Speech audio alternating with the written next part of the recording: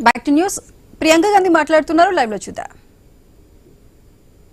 जरूरत होती और अपनी मनमानी करने की पूरी स्वतंत्रता मिलती, तो ये बिल्कुल मुमकिन ही नहीं था कि विपक्ष उनका साथ दे।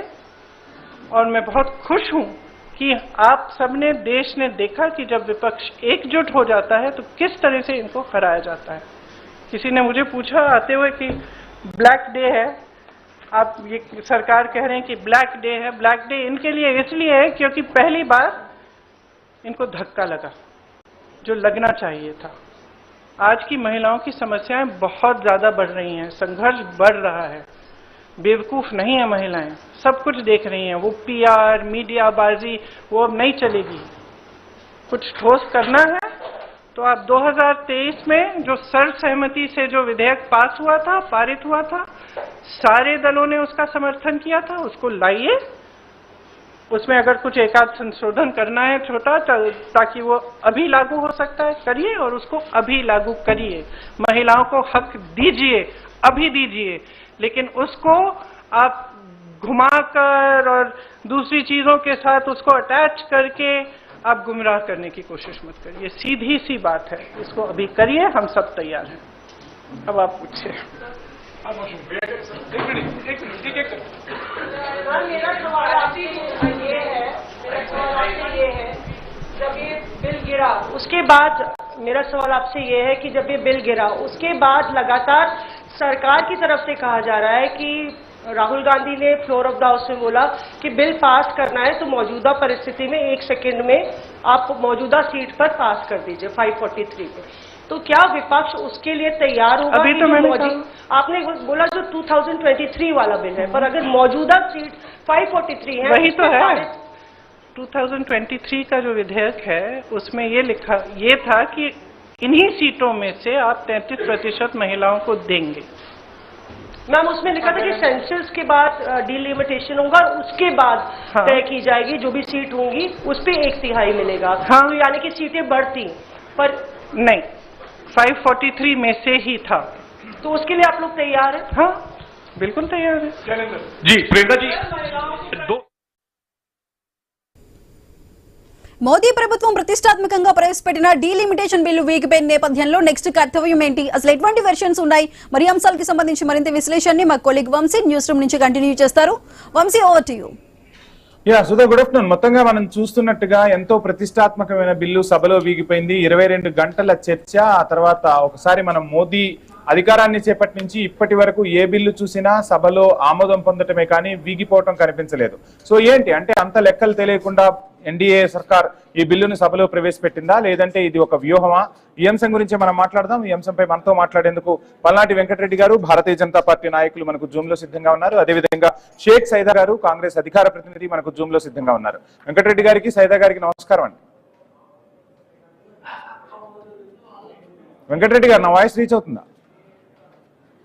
వినిపించట్లేదండి, వినిపించట్లేదు. సైదా గారు, నా వాయిస్ రీచ్ అవుతుందా మీకు? ఇప్పుడు కొద్దిగా వస్తుంది. PCR please check. వినిపిస్తుంది. రైట్. వెంకటరెడ్డి గారు, ఇప్పుడే ప్రియాంక గాంధీ మాట్లాడారు. ఈ బిల్లు వీగిపోవటానికి కారణం భారతీయ జనతా పార్టీనే, మేము కాదు. 2023కు సంబంధించి ఆ బిల్లు ప్రవేశపెడితే ఎవరు దోషులో ప్రజలకే తెలుస్తుందంటూ ప్రియాంక చెప్తున్న పరిస్థితి. సో ఏంటి, ఎలా చూస్తున్నారు అసలు ఈ అంశాన్ని? బ్రేక్ అవుతుంది, మీ వాయిస్ బ్రేక్ అవుతుంది. మీ వాయిస్ రావట్లే. పీసీఆర్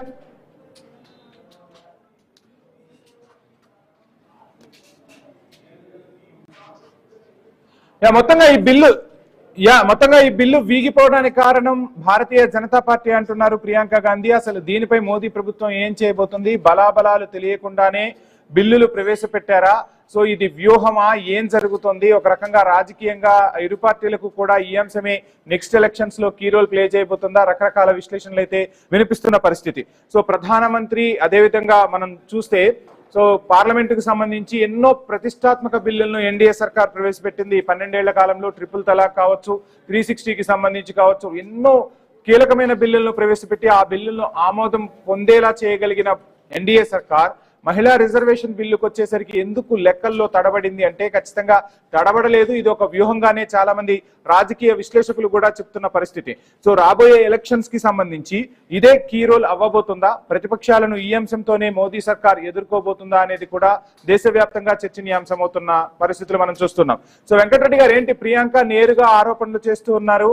సో బీజేపీ వల్లే ఈ బిల్లు వీగిపోయింది అంటూ చెప్తున్న పరిస్థితి. 2023కు సంబంధించి బిల్లు ప్రవేశపెడితే సభలో ఎవరు దోషులో ప్రజలకు క్లియర్ కట్ గా తెలుస్తుందంటూ కూడా ప్రియాంక చెప్తున్నారు. ఎలా చూస్తున్నారు ప్రియాంక వ్యాఖ్యలు? ఎవరి వల్ల వీగిపోయింది, ఎవరి వల్ల ఇది దాన్ని వెనక్కిపోయింది అనేది క్లియర్ గా భారతదేశ ప్రజలందరూ కూడా అర్థం చేసుకుంటా ఉన్నారు, గమనిస్తా ఉన్నారు. ప్రియాంక గాంధీ గారు కానీ మిగతా వాళ్ళు ఏం చెప్పినా కూడా, ఎన్ని సంబరాలు చేసుకున్న కాంగ్రెస్ పార్టీ వీళ్ళ అసలు నిజ స్వరూపం ఏందో ఈరోజు బయటపడింది. 33% రిజర్వేషన్ మహిళలకు ఇద్దామనే ఆలోచన కనీసం లేకుండా, వాళ్ళ గౌరవాన్ని కాపాడకుండా, వాళ్ళని చట్టసభలో రానియకుండా 33% రిజర్వేషన్ ఏదైతే అడ్డుకుంటా ఉందో ఇండియా కూటమి కానీ, రాహుల్ గాంధీ కానీ, లేకపోతే ఈరోజు ప్రియాంక గాంధీ చెప్పినా కూడా ఎవ్వరు కూడా పట్టించుకునే ఆలోచన లేదు. 33% రిజర్వేషన్ వల్ల ఎంతో మంది మహిళలు పార్లమెంట్ గానీ అసెంబ్లీ గానీ పోయే అవకాశాలు ఉండే మంచి అవకాశం. వెంకటరెడ్డి గారు ఇక్కడ ప్రజలందరికీ ఒక సందేశం ఉంది, ఒక సందేహం ఉంది. ఆ సందేహాన్ని మీరే నివృత్తి చేయగలగాలి. సో ఏంటంటే, సో ఖచ్చితంగా పక్కా లెక్కలు ఉంటాయి. సో ఈ బిల్లు ఆమోదం పొందుతుందా, వీగిపోతుందా అనేది లెక్కలు వేసుకోకుండానే ఎన్డీఏ సర్కార్ ఈ బిల్లును సభలో ప్రవేశపెట్టిందా? సో ఏంటంటే మద్దతు ఇస్తారనుకున్నారా, లేకపోతే ఇది ఒక వ్యూహంగా వాళ్ళను ప్రజల ముందు ఈ బిల్లును వ్యతిరేకిస్తున్నారు అని చెప్పి చిత్రీకరించే ప్రయత్నం చేసిందా? ఏం జరిగింది అసలు? ఈ బిల్లు ప్రవేశపెట్టడం వల్ల మహిళలకి 33% రిజర్వేషన్ రావడమే కాకుండా, డీలిమిటేషన్ వల్ల 543 సీట్ల నుంచి మాక్సిమం 850 సీట్ల వరకు పెరిగే అవకాశాలు ఉండే. ఎంతో మంది సెకండ్ గ్రేడ్ లీడర్స్ అందరు కూడా, మహిళలతో పాటుగా అందరు కూడా మంచి అవకాశాలు వచ్చే మీతో మాట్లాడే ముందు ప్రియాంక గాంధీ మాట్లాడుతున్నారు, లైవ్ చూద్దాం. The way they have brought this bill, the things they have attached to it, the delimitation, the 2011 census, it's very clear. They knew this bill is not going to be able to be passed. They just wanted the political credit. Simple as that.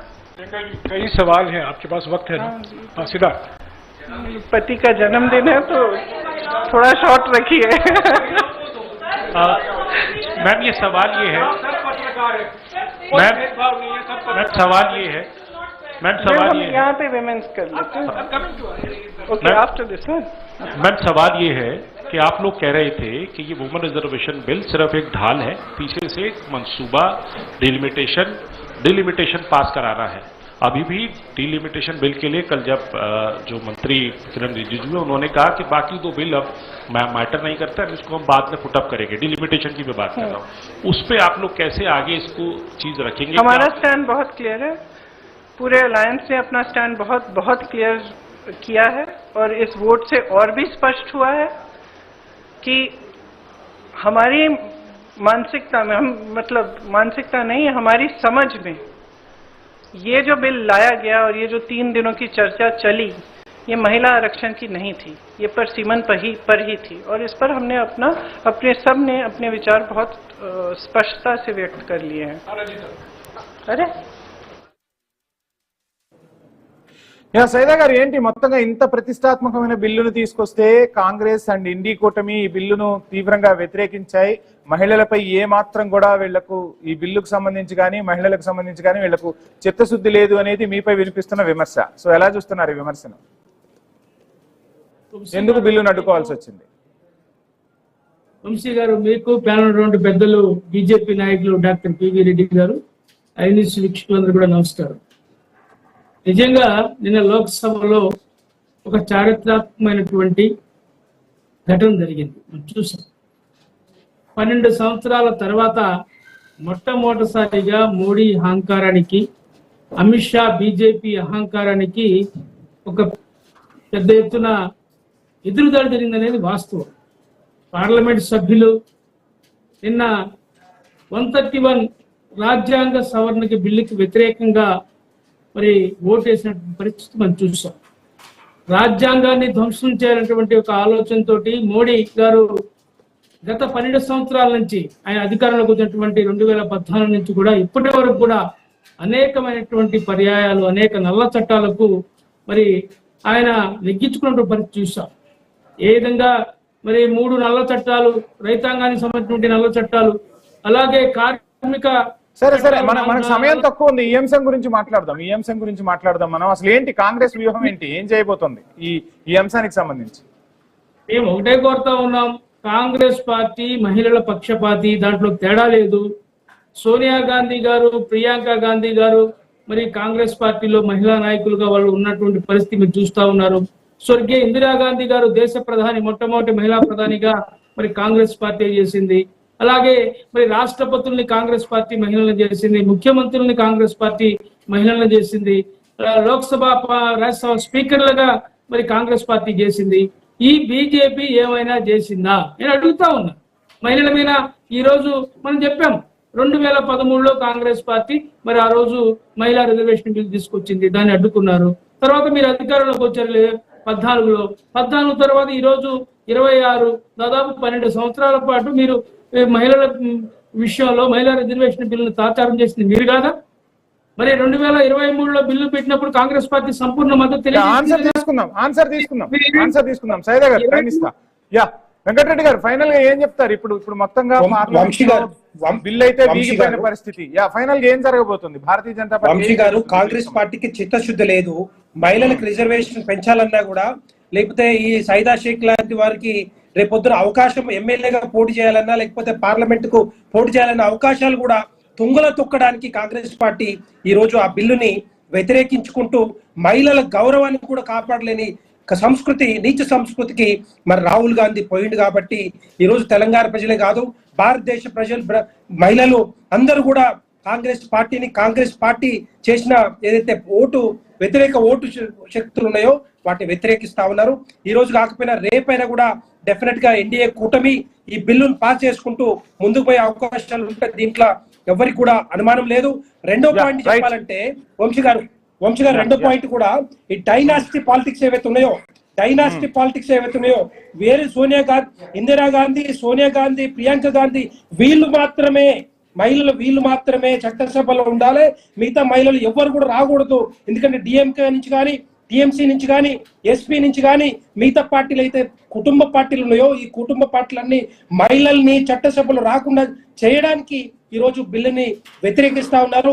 ఇదే విధంగా 96లో దేవగౌడ గారు ప్రయత్నం చేసినా కూడా 98, 99, 2004, 2003, 2006, 2010లో కూడా Congress party అధికారంలో ఉండి రాజ్యసభలో ఈ బిల్లు పాస్ చేసిన తర్వాత ఆ పాస్ చేయడానికి సహకరించిన భారతీయ జనతా పార్టీ సహకరిస్తే లోక్సభలో ఎస్పీ లేకపోతే సమాజ్వాదీ పార్టీ కానీ, ఆర్జేడీ కానీ దీన్ని వ్యతిరేకిస్తుందని చెప్పి లోక్సభలో వీళ్ళు అధికారం నుండి దాన్ని వ్యతిరేకించారు. అదే విధంగా ఈ రోజు కూడా 2023 బిల్లును కూడా 26లో ఏదైతే 26లో ఏదో ఒకటి సాకు చెప్పి మహిళలకు రిజర్వేషన్ దక్కకుండా ఏదైతే కాంగ్రెస్ పార్టీ చేస్తా ఉందో డెఫినెట్ గా వీళ్ళకి బుద్ధి చెప్తారు.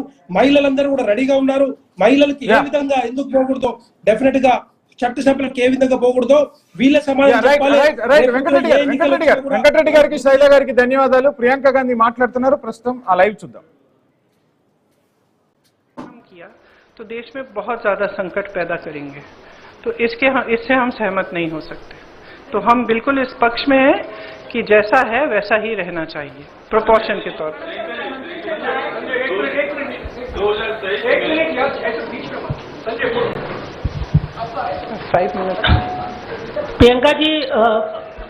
प्रियंका जी आपने कहा और विपक्ष लगातार कहता रहा है कि लोकतंत्र जो है वो खतरे में है. आपको नहीं लगता? मैं आपसे सवाल कर रहा हूं कि 2 साल पहले विपक्ष की एकता दिखी थी संसद में और 2 साल के बाद वो लगातार डवाडोल दिखी, इस बार फिर दिखी है. तो क्या आपको नहीं लगता है कि विपक्ष को भी अपनी एक जिम्मेदारी निभानी होगी कि ये जो डवाडोल रहती है उनकी स्थिति, एक मंच पे आते हैं एक वक्त में और फिर वो अपने अपने अंतर विरोधों में जो है वो फंस जाते हैं. तो क्या ये अंतर विरोध से उभरने का ये डिफाइनिंग मोमेंट माना जाए? सबसे पहले तो मुझे लगता है कि इसको ऐसा माना जाना चाहिए. दूसरा देखिए, विपक्ष जो है उसमें बहुत सारे दल हैं. कुछ प्रदेश हैं जिसमें हम एक दूसरे से के खिलाफ भी चुनाव लड़ते हैं. लेकिन अगर आपने देखा होगा जब जरूरत पड़ती है तो हमारी एकजुटता पे कोई उंगली नहीं उठा सकता। कल आपने देखा हमारी एकजुटता कितनी मजबूत है। तो मैं इससे सहमत नहीं हो सकती कि डवाडोल है हमारी एकता। Answered, but related to this only, that do you think for the elections in states or at the center, this unity will be seen in future? As you've just mentioned that this unity has only been able to defeat this government. I think there are certain factors which are coming together at this point in India's history. As I said, one is the international pressure on the government, which is very visible by the actions they are taking, which are not necessarily in the interest of the nation. In fact, many of them are not. There is more stress on people. Prices are rising. Other factors are coming into play. Prices are rising immensely. Difficulties are becoming greater. And I think that at this time, the opposition has shown its unity. It's not just the fact that we are united as an opposition, it is also the fact that there is a mood amongst people. They are fed up of lies, they are fed up of all this, I'm sorry to say, but they see through also, I'm sorry to say, but a lot of the sort of media propaganda. They see through that as well. They are looking more towards finding out the truth. And I think the opposition in the actions that we took yesterday in Parliament, we have stood for the truth, we have stood for the Constitution, we have stood for the nation, and we have stood as one. I think that this is a moment that we should all recognize. We all saw the faces of the bigger leaders of the BJP in Parliament. It was very clear from their expressions that this was a shock to them and that they were defeated for perhaps the first time in these 12 years. I think we should all accept that from now on, we fight harder, we stand together, and hopefully we will be able to push through much more than we did before. Priyanka ji, आपने कहा कि 2023 का जो bill है, उस bill को अगर लाया जाए तो हम उसका समर्थन करेंगे, लेकिन उसमें महिलाओं का सीट कौन सा हो, इसका निर्धारण कैसे होगा? इसकी कोई सलाह है आपके पास? अब ये देखिए, जो निर्धारण करेंगे वही ये अपने आप ये प्रयास करेंगे। अब इसमें मैं सलाह क्या दूंगी उनको?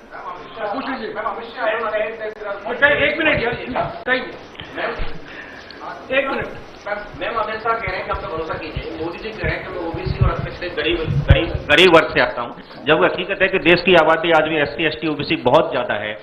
ये कह रहे हैं कि ब्लैक डे है। मैं कह रहा हूँ, क्या उन महिलाओं के साथ ये धोखा नहीं था जिन महिलाओं को SC ST OBC का रिजर्वेशन नहीं मिलता, क्यों कास्ट सेंसस से बच रहे हैं? वही तो मैं कह रही हूँ, पिछले आधे घंटे से धोखा ही था। Amit Shah